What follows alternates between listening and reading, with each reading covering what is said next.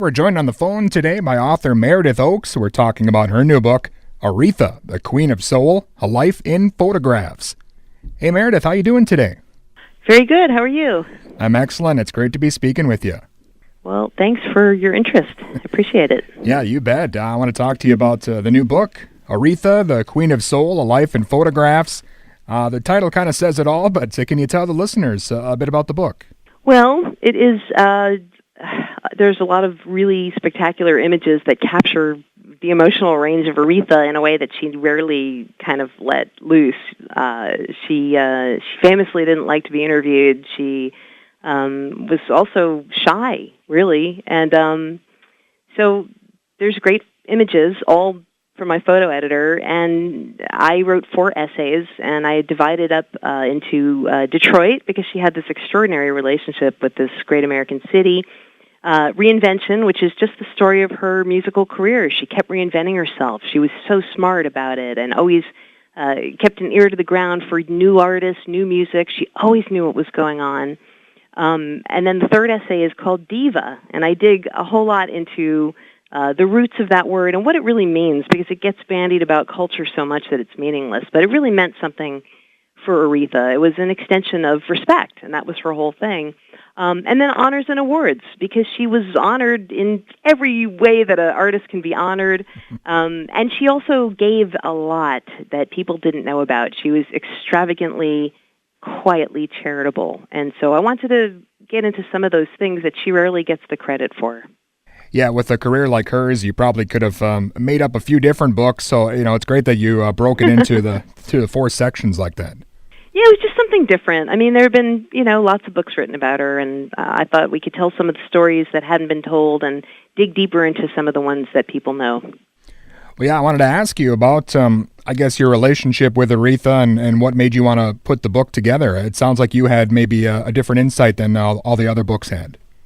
Well, I mean, as a lifelong fan of soul music and R&B and a record collector, I certainly, loved her as an artist and loved that voice, and felt that she never quite got the recognition for being the musical genius that she was as an arranger of music. I mean, even her classic Atlantic recordings, she basically arranged them just by playing piano, and everyone sort of fell in line around her.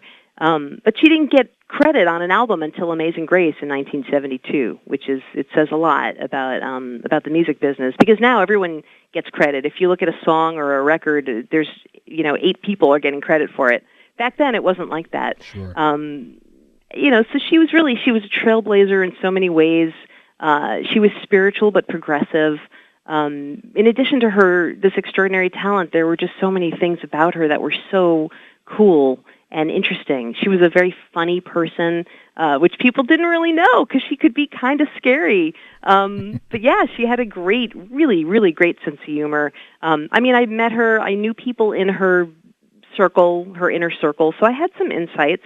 But a lot of it was research, reading, really digging deep and finding like old magazine interviews before she became so guarded, and trying to find out piece together bits of her evolution as an artist. And there's so many great photos in the book. I imagine it must have been tough to, decide what to include and how to compile and secure all the rights and, all the stuff to pull the book together.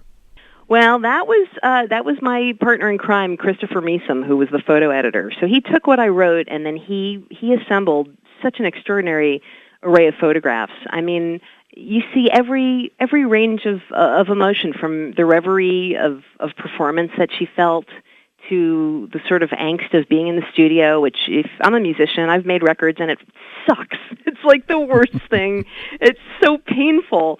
And it's really hard. So you see that in her face. Like, she might never say that out loud, but it's right there in the photos on her face. There are contemplative moments. There's a moment where she's about to go into some White House thing. I don't even know who was president. I guess I looked a little closer. You can kind of figure out what year it was if you look at her. It was probably Barack Obama. But she's having this meditative moment right before, this contemplative moment, where her eyes are sort of cast down and her hands are clasped, and she's deep in thought. something. She's channeling something that is about to come out amazing. So there's that, and that's all in the photographs. The joy, the ennui, the struggle, the sadness, the happiness, everything. Again, Meredith Ochs with us, and we're talking about her new book, Aretha, The Queen of Soul, A Life in Photographs. And Meredith, I know Aretha recorded in New York and Memphis and a lot of other places, but as you mentioned, she always really had that deep connection to Detroit. Right, and she never recorded for Motown, even though she grew up around the first Motown roster was all her neighbors as a kid: Smokey Robinson, Diana Ross, Four Tops, the Temptations later on. She was part of the family. She was friends with all of those people, lifelong friends. Not so much Diana Ross. That's another story. There may be some of that in the Diva chapter. But Motown was just kind of starting up when she was a teenager, and her dad, C.L. Franklin, who was a very famous preacher who'd made 70 or so albums of his sermons and was outselling John Lee Hooker and all these other famous bluesmen, because he gave really great sermons. I mean, man, go to YouTube and find the eagle stir at the nest, and you'll get a sense of the charisma of Aretha's dad and like how she absorbed some of that. But yeah, so wait, I forgot the question. I got so into the thought of C.L. Franklin. Oh, Columbia Records. So they wanted her to be on Columbia Records.